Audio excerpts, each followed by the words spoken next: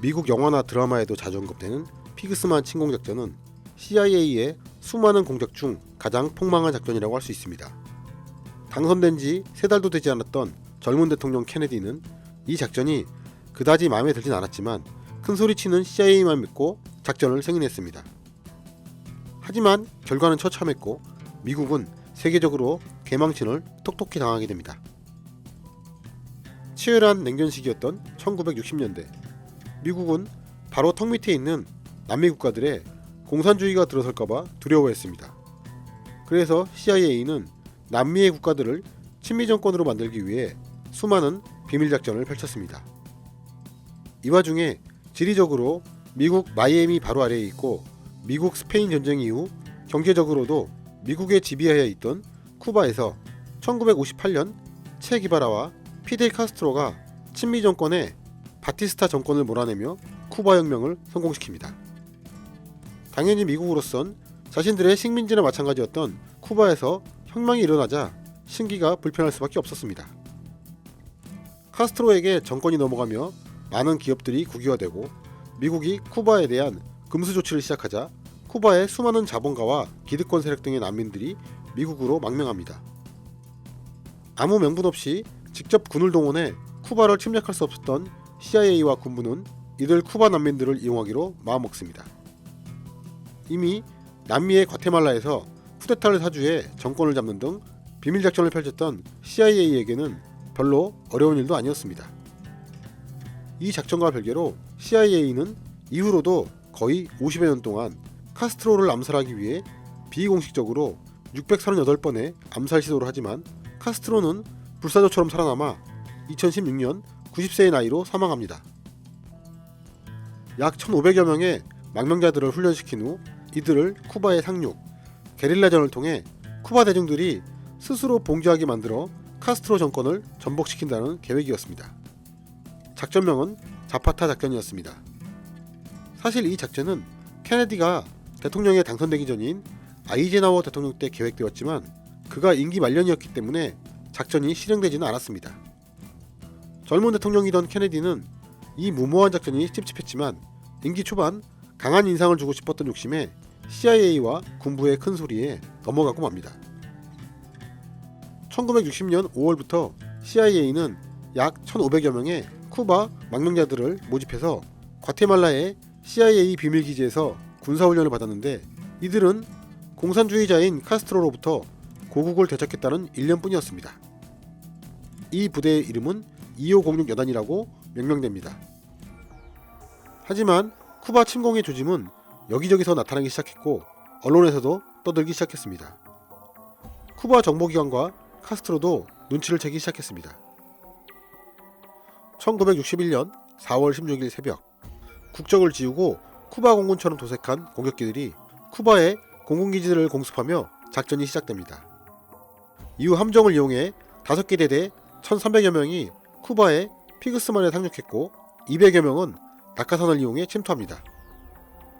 그런데 갑자기 케네디는 계획되었던 두 번째 공습을 중단시켜버립니다. 이유는 너무 대규모 공중 지원을 할 경우 미국이 지원하고 있다는 티가 나며 쿠바와 돈독한 관계를 유지하던 소련을 자극할 위험이 있다는 것이었습니다.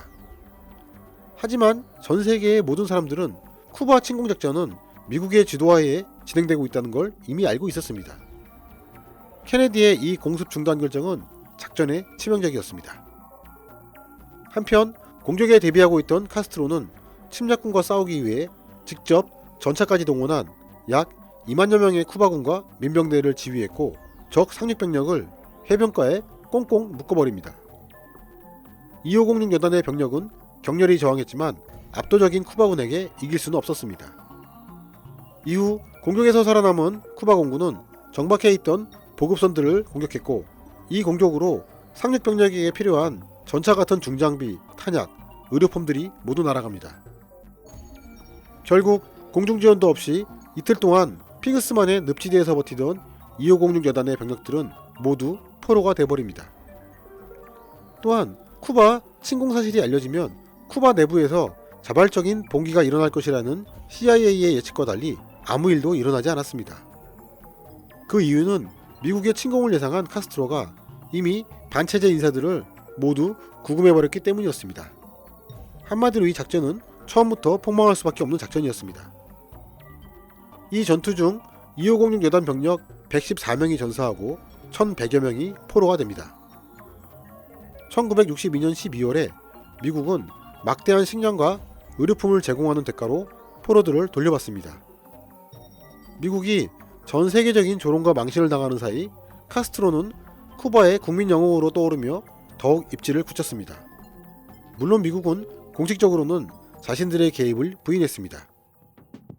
CIA와 군부 때문에 임기 초반에 톡톡히 개망신을 당한 케네디는 이후 CIA와 군부를 미친 전쟁광 놈들이라며 엄청 불신하였고, 심지어는 CIA를 해체하려고도 했습니다. 대통령이던 케네디와 막강한 권력을 가진 정보기관인 CIA는 불편한 사이가 되었는데, 그래서 케네디가 암살당했을 때 CIA가 연관되었다는 음모론이 나오기도 했습니다. 2차 세계대전 이후 힘의 균형이 재편성되고 있었고, 2차 세계대전의 승전국이던 공산주의 소련과 파워게임족이던 미국은 극단적인 계획을 세우기도 했습니다. 바로 노스우주 작전과 몽구스 작전이 그것인데, 누가 봐도 말도 안 되는 생각이었지만 실제로 이런 계획을 미 국방부가 검토했다는 점이 놀라울 뿐입니다. 노스우주 작전과 몽구스 작전은 미국이 쿠바를 침공할 명분을 만들기 위한 자작극을 꾸미는 내용들이었습니다. 쿠바 공군이 한 것처럼 자국 여객기를 납치하거나 격추시켜 민간인들을 희생시키는 내용들이 들어있었고, 쿠바인으로 위장한 병력들이 쿠바에 위치한 미군 콴타나모 해군기지나 미 해군 군함들을 공격하는 등의 내용도 있었습니다. 이런 식으로 자국민을 희생시켜 여론을 유리하게 형성한 후 쿠바와 전쟁을 벌이는 게 목적이었습니다. 물론 이 계획들은 케네디에 의해 무산되었지만 당시 군부가 얼마나 극단적인 생각을 가지고 있었는지 알 수 있는 작전들입니다. 어찌 보면 이런 작전 계획들이 실제했기 때문에 이후로도 미국과 관련된 많은 음모론들이 나오기도 했습니다. 이후 미국의 위협을 느낀 카스트로는 소련에게 도움의 손길을 요청하고, 결국 1962년 이해관계가 맞은 소련이 미국의 턱 미친 쿠바에 핵미사일 기지를 건설하는 초강수를 둡니다. 결국 미국이 쿠바를 해상봉쇄하며 소련과 맞붙은 이 쿠바 미사일 위기는 인류 대멸망의 핵전쟁, 즉 3차 세계대전에 가장 근접한 사건이었습니다. 이 긴박했던 쿠바 미사일 위기는 케빈 코스트너 주연의 13데이스라는 영화로 제작되기도 했습니다. 이렇게 미국과 악연이 있던 쿠바는 국교가 단절된 지 53년 만인 2014년에 국교를 정상화합니다.